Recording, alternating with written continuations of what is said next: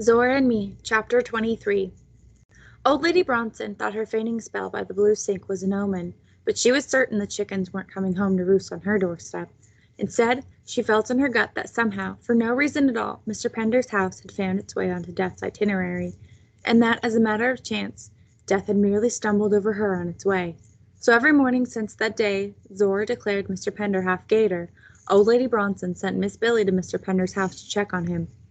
Mid-morning of the day after we found gold in the woods, Billy Bronson went and rapped on Mr. Pender's door as usual. There was no answer. After a few moments she tried the knob. It was open. Mr. Pender's home was a 4-room square house, bigger than ours, which made it still pretty small, but darker and dustier than most. The previous few mornings Billy had found him sitting in the threadbare chair underneath the sepia portrait of his parents, the only photograph in the house, deep asleep. That's where she expected to find him again.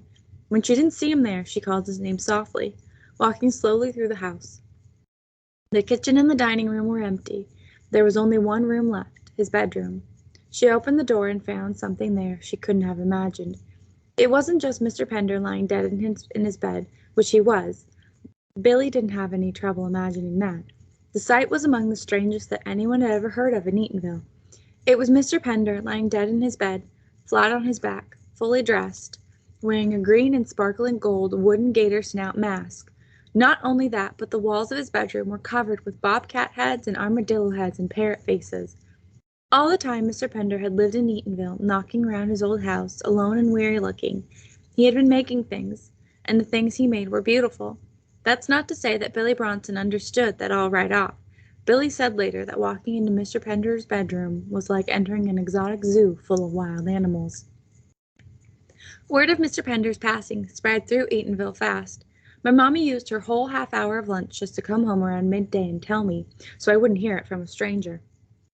The death of Mr. Pender, after everything we had found out about Joe Clark, Ivory, and Gold, felt like more than I could handle. I felt like a balloon somebody had let all the air out of, then stepped on for a good measure. I think it was more than Zora could handle, too. When she got to my house for our after-school visit, she barely waved and just plopped down next to me on the front step. I was making circles in the dirt with a stick.